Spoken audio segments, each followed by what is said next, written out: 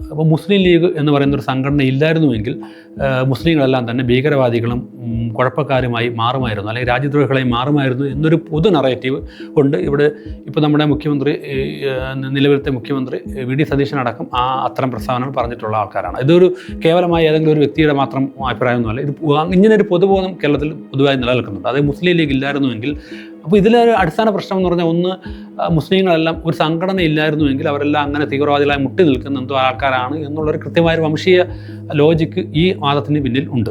മുസ്ലിം league ഇല്ലായിരുന്നെങ്കിൽ മുസ്ലിങ്ങൾ തീവ്രവാദികളായി മാറുമായിരുന്നു എന്ന ചോദ്യം. എന്നാൽ ഈ ചോദ്യം നമ്മൾ മറ്റ് ആരോടെങ്കിലും ചോദിക്കാറുണ്ടോ? ഇപ്പോൾ NSS ഇല്ലായിരുന്നുവെങ്കിൽ നായന്മാരെല്ലാം ഭീകരവാദികളായിരുന്നു എന്ന് ആരെങ്കിലും പറയുമായിരുന്നോ?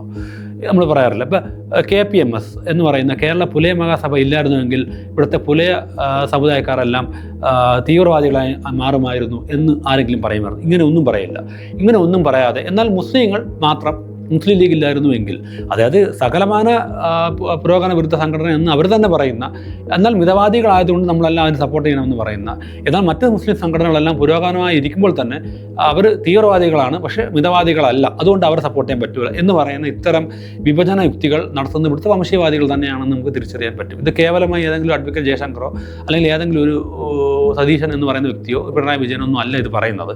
ഇതൊരു പൊതുബോധത്തിൻ്റെ നിർമ്മിതിയോടുകൂടി ഭാഗമാണ്. പൊതുബോധത്തിൽ ഇങ്ങനൊരു സാധനം നിലനിൽക്കുന്നുണ്ട് എന്ന് നമ്മൾ തിരിച്ചറിയേണ്ടതുണ്ട്.